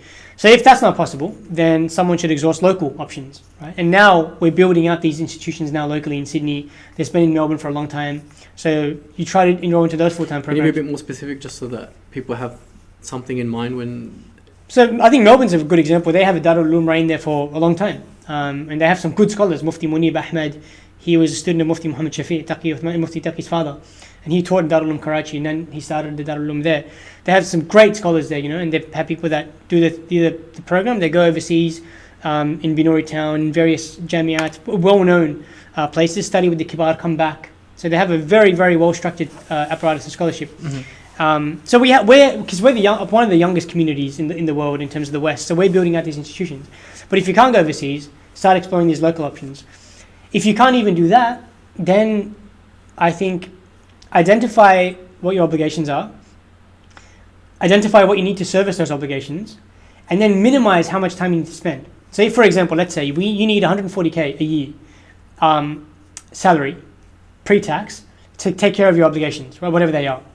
Then your next question is, okay, I need 140k. Your next question is, what is the easiest way I can get that 140k with the minimum amount of effort? Right? It doesn't mean you go become a consultant in MCG. That's also halal. Yeah, it's halal, yeah. So it doesn't mean you go become There's many ways to make 140k. Yeah, as in, like, obviously within the parameters of Sharia, right? So how do you get that 140k with the least amount of effort, right? You can either become a management consultant at BCG and work 16 hours a day, or you can get a chill customer success manager job at some tech startup where you work 3 hours a day, right? Or one of my friends, he works like literally maybe an hour a day, right? One of our friends, yeah. So that leaves a lot of time for him. So you've identified what your obligations are. You've identified what you need to do to service those obligations. Then you service those obligations in a way which maximizes your time, right? And now I think it's very good because with remote work post-COVID, you can actually work. This is my solution now. You can be in Malaysia or Indonesia or somewhere else, and you can be working full-time in Australian markets because only 2-hour time difference, and you can be in actual jamia studying with the kibar, right? And Malaysia happens to be really good because it attracts a lot of international talent. Right? You have senior scholars from Yemen there, from Pakistan there, from Egypt, all sorts of places. But that again is assuming you don't have to physically be here. You just have to be providing nafaqah, like sustenance to your dependents. Yeah. So there are these types of tricks that people learn through experience, and I think the modern world is as much as it is constricting, it's also enabling for the mind that's curious and desperate enough, right? Yeah, desperate enough to come up with these resourceful solutions. Yep. All right, second last question, because I'm conscious of time. The second last question is, what's your personal goals with knowledge and specialization? Like, where do you see yourself in like 5 years or 10 years or? I mean, who cares about me? But I'll use me as a case study to illustrate a broader point. For me, the reason, the way I make my decision is, okay, well, what am I good at? So there's hadith, which needs a very good memory, right? And I think while memory can be worked on over time, I think the amount of time I'll spend so how much service does hadith need? How much time would I have to put in to become a good hadith scholar? How much time would it take me to memorize 6 books of hadith? And if I do that, is that even needed? Because I have teachers that memorize it like that, right? So that fard kifaya. So like, what science needs servicing? That you're best equipped naturally because of your strengths or weaknesses to fulfill. Yeah, not only that, like, because I might be, let's say every other science is adequately resourced, but hadith isn't, and I'm not fit for it, but no one else is doing it. So in that case, my reward for hadith might be more, right? But, I mean, this is getting really abstract, but... It's the multiplier, you're calculating it hard. Yeah, so I think, so one is my natural ability, what I'm good at, right? So there are particular things I'm good at, particular things I'm not so good at. Then there's my circumstance. So I might be a really good hadith scholar, but no one cares about hadith here. People aren't challenged because they have doubt in hadith. People are challenged because, for example, they don't have resolutions to tough fiqh problems. And the current class of scholarship is unable to handle that, right? So in that sense, if no one cares about hadith here, no one is challenged, or no one facing challenges hadith, but there's a lot of fiqh problems, then what's the best thing for me to contribute to? So that's the, so there's what you're good at. There's what your community needs, where you plan to channel your scholarship. There's the resources you have access to, right? So if my community needs fatawa, but I can't find people to train me, doesn't mean I sit back and do nothing, right? In the absence of resources, I'll find the next best thing, right? So you have to prioritize and judge according to your circumstances, the resources available to you, the teachers available to you, etc., what your community needs. So for me personally, what I think I'm good at and what I think we need, and the resource I have access to, is nawazil fiqhiyya, which we talked about, the new issues, right? Or what they call masail mustajadda, new issues. I think I've got a lot of access to muftis that I can discuss with. And my mind is, because of legal background, I think at that sort of axiomatic level. And these are, I think there's a substantial area to contribute here. That's my personal focus, but that's the calculus by which I arrived at that. It may be like someone might be good very philosophically. They're very good at parsing logic and deconstructing philosophical premises, right? So for them, it might be better to go pursue kalam and start responding to atheists, responding to quantum physicists, etc. So it depends on people's skills, what resources they have access to, where their interests lie. If you don't like hadith, it's going to be very tough for you to succeed in it. If you're sitting there memorizing chains. Whereas if your mind is very philosophical, right? So yeah, I think it depends on a number of... Where does the grand narrative sit in this? Like when I sometimes think about why people are motivated to get mastery in something, inevitably you hit a point where it's like you can probably read that page tomorrow, or you could do that lesson later, or you can skim over it. But I think mastery requires certain ingredients, but inevitably I do think that there needs to be a grand narrative, or like a meta thing that you're working towards, that puts that little piece of the puzzle that you're contributing into a bigger piece. Yeah. Do you ever feel that sometimes? Do you ever feel like I sometimes feel that when you have a guest from overseas who's involved in da'wah, or you sort of visit someone that was in the middle of nowhere, and you see that they're also studying knowledge, or they're also doing something, it's sort of like everyone's putting a little drop into a particular cause, and it's becoming a torrent. And if everyone just took that responsibility, we'd be able to change a lot of things in our world that we don't like. What do you do you ever sometimes think of the bigger picture? Yeah, I mean, the bigger picture would be complete i'la kalimatillah, which is Allah's word becoming the most high over everything, right? Politically, financially, militarily, every domain possible. Now that's a huge project, multi-generational. And we live in a time where there's a philosophical trend of the deconstruction of the grand narrative, right? There is no grand narrative. These are just pipe dreams people are chasing. There's also that critique, which is also a grand narrative. But, and I mean, even if it's true, within their tradition. It's certainly not true in ours, because it's not just an obligation; it's a prophecy. We're required to believe in it. We're required to believe that it will happen. We're required to believe that it is happening. There's a Ta'ifat al-Mansura, there's the Mujaddid, there's the victorious party, right? There's various phenomena scattered throughout the literature of Quran and Hadith about an ongoing process of revival, peaks and troughs, right? People being sent to revive Islam. So we're required to believe in these processes, right? And the good Muslim is required to contribute to these processes. But it's just a question of determining what that process is and realistically contributing to it. I think we live in one of the most unprecedented times, so we don't have a playbook that we can operate out of. There's no bab tajdid al-khilafa. There's no like chapter reviving. There's like, we don't have like a manual. So we're scholars and experts at figuring these things out from scratch, and that's going to take time.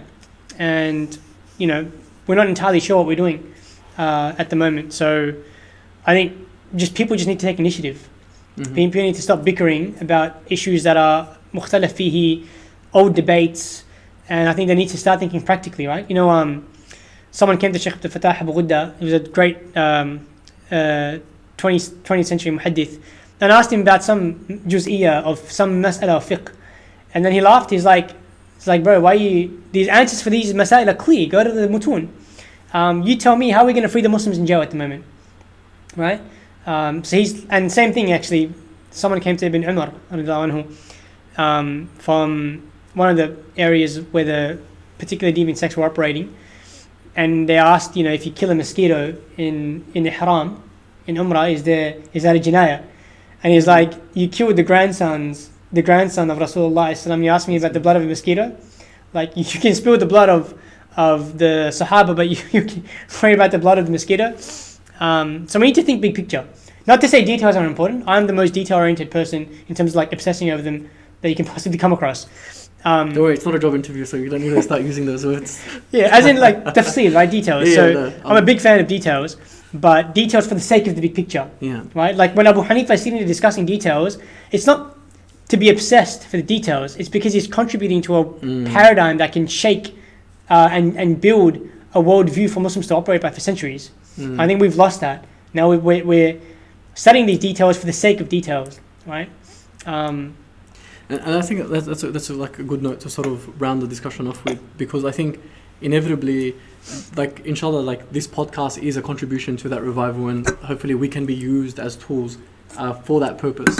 I generally believe that if you have that grand narrative, it just makes the day-to-day grind a little bit easier, and you can sort of have a light at the end of the tunnel, or even if it's not at the end of the tunnel, just a light in some direction that hopefully things will get better. But I think ultimately it comes back to just having an answer in front of Allah subhanahu wa ta'ala that you tried. Like you didn't necessarily get to the end of the tunnel, but you were at least pushing yourself as much as you could towards that end. Yeah. So our job is, there's a particular class of people that are responsible, right? There's a aqeedah Taftazani mentions, التكليف بحسب الوسع, that your shari'i responsibility is in accordance to your capability. So depending on your role in the ummah, some people have a greater responsibility. Ahlul Hali wal Aqd have a huge responsibility, right? If they're not fulfilling it, according to Shatibi, our job is to encourage fulfillment, right? So we go to ulama, when we meet the kibar, when we meet people of influence, we push them to start taking their responsibilities more seriously. So they start, because like we might have a cup. If you imagine the grand narrative is like a huge pool, we might have a cup. We're putting our into the cup, right? They might have a bucket. They might have a swimming pool, whatever, right? So we need to encourage people to put their contributions into the pool, so you can create that huge momentum. And at the end of the day, Allah's going to ask us about what we had the ability to discharge, and you just have to make sure that you have an answer for that. And then the nusra is in the hands of Allah. That'll come when it comes. That's right. Yeah, I think that's secondary. Yeah.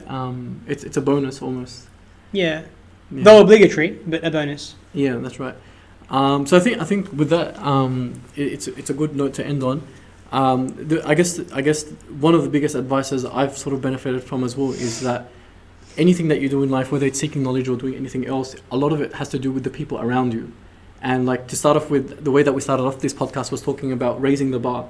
So I think that because you're the average of the 5 people you spend the most time with, having people like Suved and other people that we'll hopefully have on this podcast will be able to elevate that bar to give access to people that ordinarily may not have access to you or other people, that access so that they can actually hear something that's slightly different, more advanced or more in tune with their requirements or more specific to the situations or the questions that they're asking. And I think as well, like, it's sort of like, why now? Like, why are we doing this podcast now? Why didn't we do it ages ago when everyone was doing a podcast? Like, it's so hard to find names of podcasts or things that are not already taken and all these other things, because there's that the explosion almost that happened with podcasts. And I think a large part of it is that you can't just do what's the fad of the time. It's sort of like, do you take a step back and be like, okay, it's going to take me this many resources. Are we even like in the position? And there's a lot of self-doubt. Like, it's sort of like we could tinker over this. We could probably do this podcast in like a month from now and research every single second of everything that will be said. But there's also needs to be a pragmatic bias towards action. I think that's what we're trying to do here, that lift the context, lift the conversation, lift the bar, but at the same time do it in a way that is a bit 80-20 about it. So yeah, I think the point that I'm ending on is that hopefully, like Suved, other guests that we'll have on this podcast will be able to lift that bar. I think like everything that we've discussed, if each question could have been a podcast in and of itself. There was many other questions that I didn't ask you about, like access to knowledge and is there a gender bias towards access to knowledge and all these other things that we could go on tangents about. But I think like for what we've covered, that was probably the core. And again, I've tried to incorporate the questions that people have been giving in. So it's a bit of a dialectic. But yeah, Jazakumullah khair for your time, bro. I really appreciate it. Any concluding remarks that you want to add? Yeah, like we've talked about, I'll bring some of my, we talked about super specialists. So I'll bring some of my super specialised teachers to discuss their specialty, so we can raise that discourse. And so that the cup that people throw into the thing is getting bigger and bigger. Yeah. So inshallah with tawfiq, that'll happen. Anything else? All good from my side. All right, we'll end it there.